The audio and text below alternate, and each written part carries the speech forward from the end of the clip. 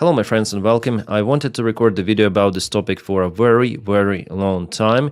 It is an important one, and today's morning news, morning for me, actually pushed me for this video. So we have the national security strategy published by the White House administration and the President of the United States of America.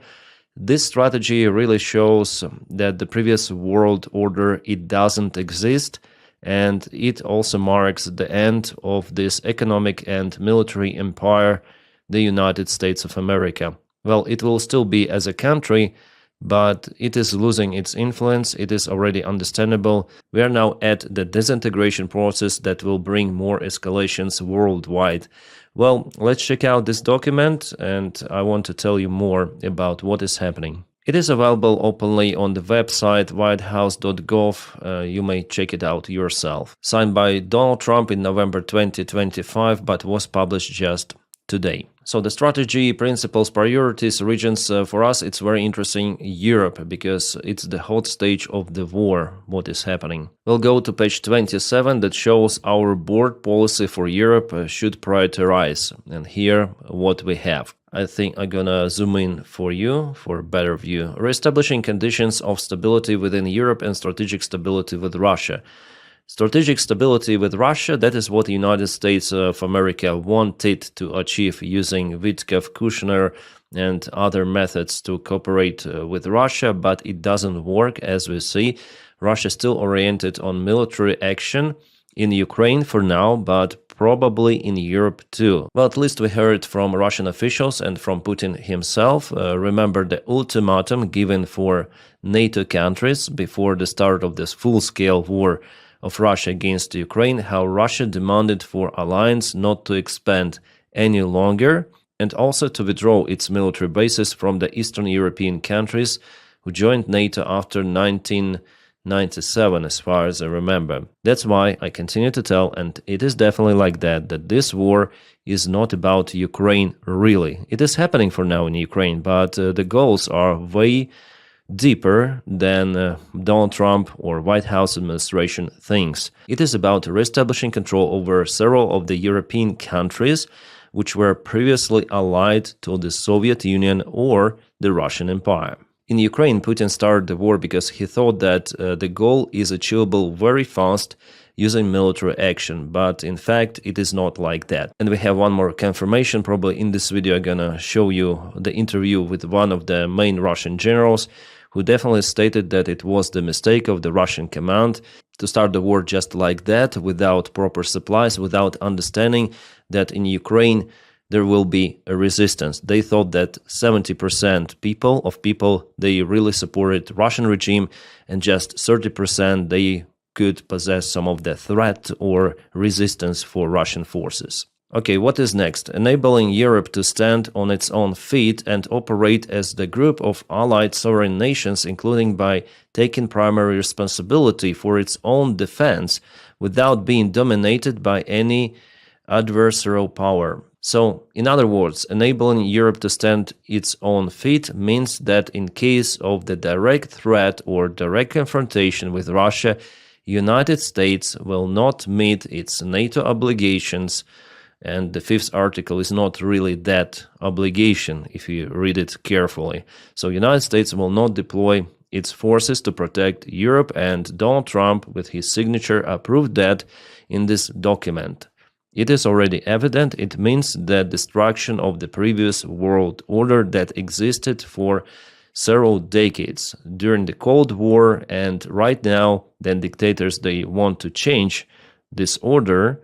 We have this response from America openly.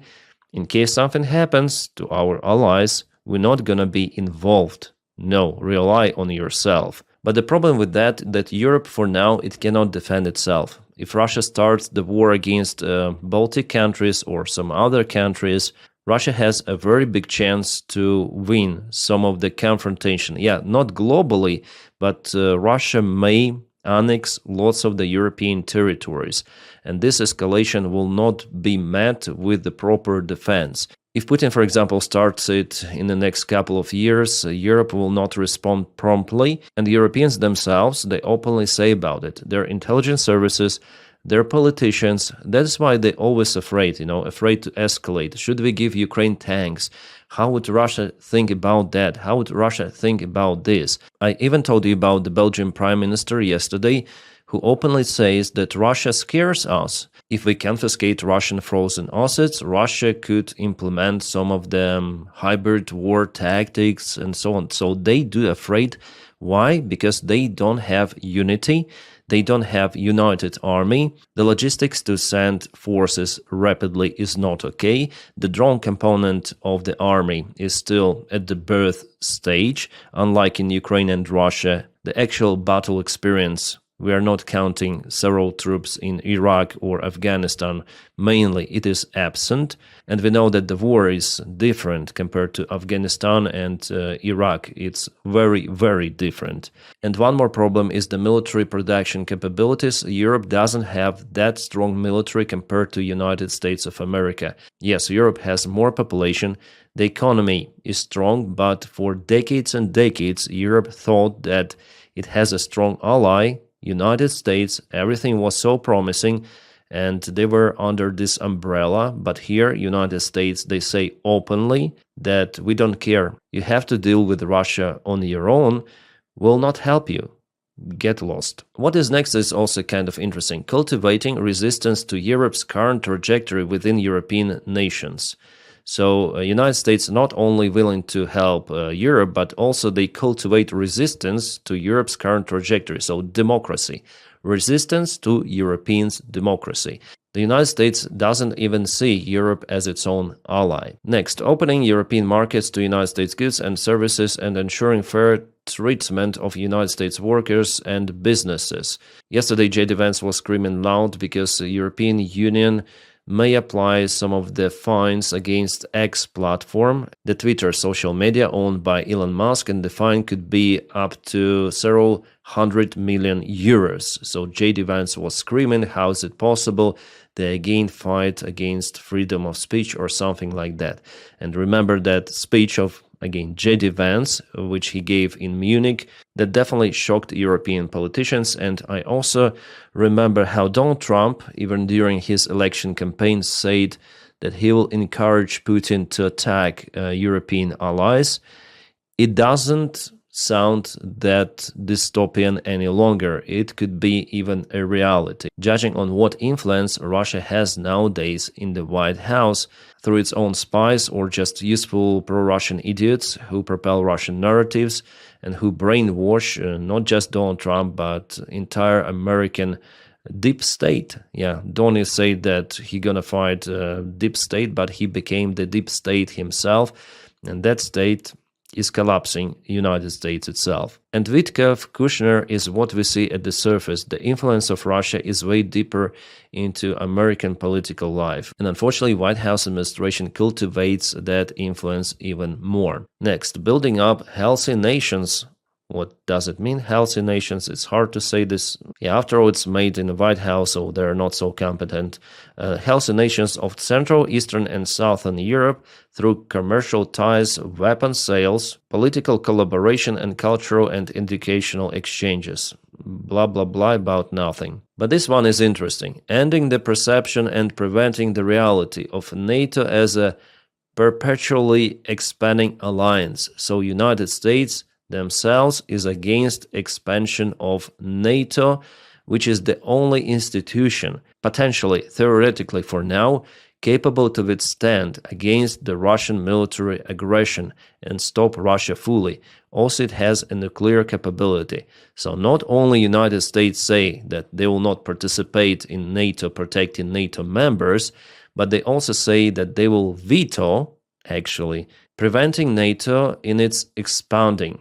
So no longer new members, everything of that will be blocked by the current, at least current White House administration, and that trend may go very, very deep. You may say that, okay, Dennis, in 3 years everything might change. Yes, there is a little chance for that too, but in the coming 3 years, it's gonna be too late for the changes. And Putin understands that he has this window to act, that there will be no backup from the United States, and that he might go to Europe or he might escalate in Ukraine somehow even more with everything he has, including red buttons, and still there will be no response from NATO or from the United States of America. Basically, United States with NATO, they're doing the job for Russia. Russia was against expansion, and the United States under Trump, they say, okay, we will not expand, we will not take any more new members. If Donald Trump was the president previously, he would not take Finland and Sweden into NATO. It's already evident. Next, encouraging Europe to take action to combat mercantilist overcapacity, technological theft, cyber espionage, and other hostile economic practices. Okay, whatever. This is also interesting. We want Europe to remain European, to regain its civilization self-confidence and abandon its failed focus on regulatory suffocation. Yeah, basically they want far-right parties to win, like, for example, it nearly happened in Romania, and also they are friends with Orban, and basically it's the ideological background to push European European partners. White House says that Europe is in lack of the self-confidence, is most evident in Europe's relationship with Russia. European allies enjoy significant hard power advantage over Russia by almost every measure. Poor Russia. As a result of Russia's war in Ukraine, European relations with Russia are now deeply attenuated, and many Europeans regard Russia as an existential threat. It is definitely like that, Donny. Managing European relations with Russia will require significant United States diplomatic engagement, both to reestablish conditions of strategic stability across the Eurasian landmass and to mitigate the risks of the conflict between Russia and the European states. But you make it happen by withdrawing your credibility in NATO, saying openly that Europe should defend itself and not going to help it. You encourage Russia to attack European countries, because aggressor Putin understands that he might take new territories, even NATO territories, and there will be any punishment. In this document, White House also says that European Union governments undermining democratic standards and stalling peace efforts. Yes, it is some sort of the irony to hear about undermining democracy from Donald Trump's administration. United States, guys, it turns into totalitarian state. Little by little, but it moves towards that direction. It has never been like that before. Donald Trump may afford whatever he wants to afford. He doesn't afraid of being punished, being impeached. His administration is applying repressions against those who criticize Donald Trump's policies. Donald Trump acts in contradiction with the law of the United States, Constitution of the United States. Lots of the Trump's decisions, they're actually illegal. They're in lack of the congressional approval. They're doing even war crimes in Caribbean Sea. You know, this scandal with Hexit. And all of the political life is surrounded around one personality, Donald Trump himself. And that is very dangerous. It's not about, let's say, Donny fully, because after all, Donald Trump is very old. He will be gone very, very soon. But this situation creates the background for United States to go very, very dark side. And as I say to you, United States is losing its influence by betraying its allies, betraying Ukraine. European officials already stated about it openly in private conversations, but still this information was leaked. So the current administration is the worst possible under the threats happening in the world. And United States, well, it's already lost the influence. It's already not that huge influential states.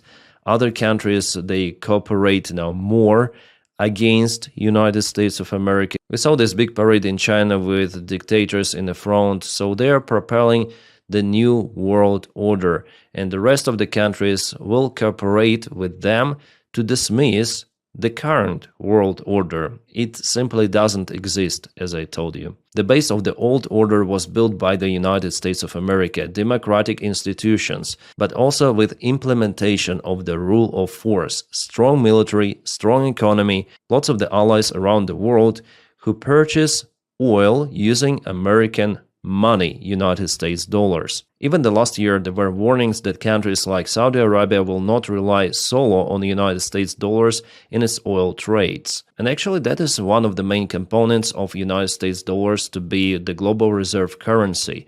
trade, and the mighty force of the United States Army. You have to purchase most of the resources using American currency, otherwise United States Army is kind of capable. But now, not any longer, United States is shrinking down to some sort of the regional state. Without the global dominance, it means that the United States is losing its influence that it cannot afford. The debt is very high. The economy has been inflated into the huge bubble that consists of the small bubbles. Now everything is holding on AI. That is the big bubble itself. You may read out analytics, or I will film one more video for you explaining AI bubble. And there are many of those bubbles: property bubble, stock market bubble, cryptocurrency bubble. Everything is bubble, including United States dollar, because it is not connected to the gold standard. It is holding on people to believe in this world order system, but it doesn't exist, as I tell to you once again. With this attitude of America itself, it is simply just a matter of time, then everything of that will just pump out and the global economic collapse happens. It's going to be worse than in 2008 by several times. It's going to be similar to Great Depression. Plus, at the same time, there will be physical confrontations, war, military conflicts around the globe.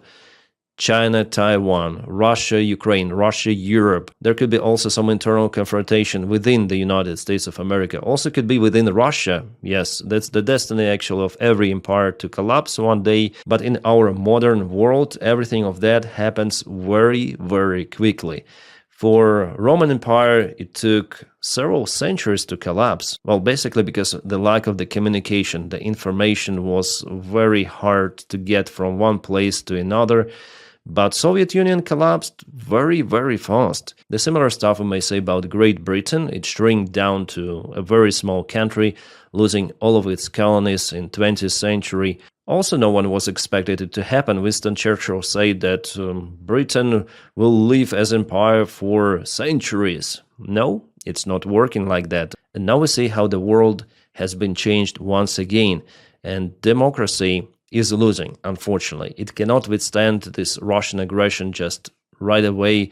4 years of exhausting war for Ukraine, and still there is not enough military support. Those bureaucrats, politicians, they think just about their own profits, and for them, the distant perspective of the war in NATO, in Europe, is okay, because anyways, they may leave their countries and live their best lives somewhere in Bermudas. And the signs of American economy and military empire to collapse, they're out there, unfortunately. What happened in Afghanistan, for example, a shameful withdrawal of the army, and for Putin it was a signal, probably, to start the war in Ukraine, because America is getting weaker and weaker. But with the current administration, it declares its weakness openly. Bloomberg says that the United States turned to European countries with a call not to approve the allocation of the reparation loan to Ukraine from the frozen Russian assets. So let those assets be frozen, let Ukraine be ruined by Russian strikes, not capable to respond because America itself canceled the direct military support for Ukraine, and America calls for Europe not to support Ukraine too. That's the sad reality we are living in. Democracy shows its weaknesses, and it's just a matter of time, then there will be many more confrontation. China will start its invasion of Taiwan, it's 100%, it's already evident, because of this attitude. With the stupid government of the United States and with weak European politicians who just consumed Russian resources and thought that they will never need army, and even now they're not willing to confiscate Russian assets and to help Ukraine with its military. Well, guys, the road is evident, and unfortunately we're losing this war. I mean, global confrontation. After all, I think it's going to be a big confrontation once again. And after this confrontation, democracy will prevail. Yeah, after all, despite what is happening, at least judging on the history, autocracy regimes, they always fail and democracy prevails. At least it was like that in 20th century. But now, yeah, I hope it will be like that.